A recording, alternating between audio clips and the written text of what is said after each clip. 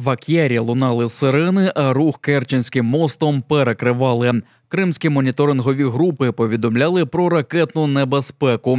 Буцімто фіксували пуски 2 крилатих ракет «Storm Shadow» у бік північної частини Криму. Але, за їх словами, всі цілі збили за 40 кілометрів від кримського узбережжя. При цьому повідомлялося про звуки вибухів, які чули в районі Кефе. Ані окупаційна влада, ані українські сили оборони це не коментували. Залишки Чорноморського флоту озброюються FPV-дронами для захисту від безекіпажних човнів. Російська телеграм-мережа МЕШ опублікувала, як стверджується, зйомки випробувань за участі військових інженерів.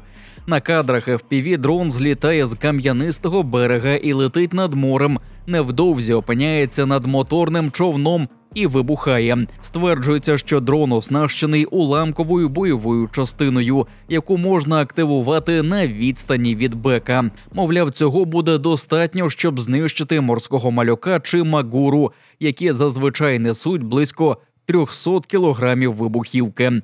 Випробування, як стверджує МЕШ, проводять в одній із заток окупованого Криму. Не секрет, що саме рухома ціль є найскладнішою для операторів FPV-дронів. А човен, зафіксований на кадрах під час ураження, рухався значно повільніше за українські беки. Їхня крейсерська швидкість оголошена в районі 22 вузлів або ж 40 кілометрів на годину. Втім, наразі неможливо точно встановити навіть достовірність кадрів, поширених росіянами. Перед тим в українських ВМС припускали, що окупантам навряд чи вдасться захистити кораблі Чорноморського флоту від атак безекіпажних човнів. А нібито застосування FPV у боротьбі з українськими беками не коментували. 3 тижні тому під час візиту до Ак'яра російський міністр оборони Сергій Шойгу закликав лише встановити на кораблях додаткове великокаліберне озброєння. Що касається атаки беків, днем, ночью, що ми в любую погоду смотрели, що у нас всі екіпажі були готові к этой війні. Від моменту першого застосування у вересні 2022 року українські безекіпажні човни значно еволюціонували і стали справжнім головним болем для Чорноморського флоту. Попри те, що за даними начальника головного управління розвідки Кирила Буданова, росіянам вдається перехопити до 70% морських дронів, вони залишаються ефективною зброєю. Якщо берегові ракетні комплекси відсунули ворожі кораблі щонайменше на 100 миль від узбережжя, широке застосування беків операторами ГУР та СБУ витіснили найцінніші російські кораблі з окупованого Ак'яра до Новоросійська у північно-східній частині Чорного моря. Кримського бранця Олега Приходька уже 3 місяці тримають у штрафному ізоляторі. Російські тюремники прямо кажуть, що залишатиметься він там, допоки не помре. Про це українському омбудсмену Дмитру Лубінцю розповіла донька Приходька Наталія Шевцова.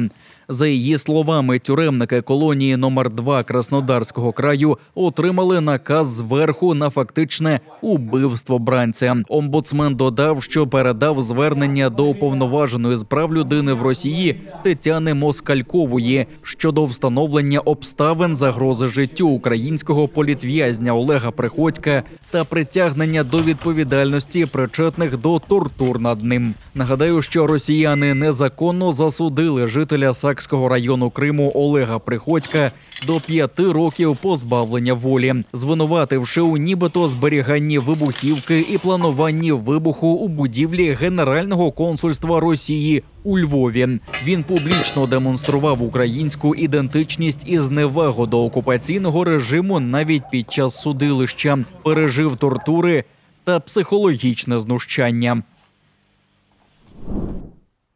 Представники Туреччини ведуть перемовини про звільнення кримських заручників з російської неволі. Про це є значний запит від України та лідерів кримсько-татарського народу, розповів у коментарі інформагенції КХА турецький омбудсмен Шереф Малкоч. Він також розглядає можливість відвідати кримсько-татарських бранців у російських в'язницях, звісно, якщо Москва це дозволить.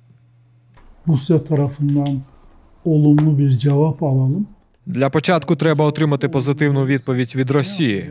І щойно це станеться, ми будемо обговорювати подробиці з російським уповноваженим з прав людини. Тому що коли ми їхали до України, ми мали плани і узгодили низку питань з українським омбудсменом. Тому що це не тема, яку ми можемо вирішити самотужки.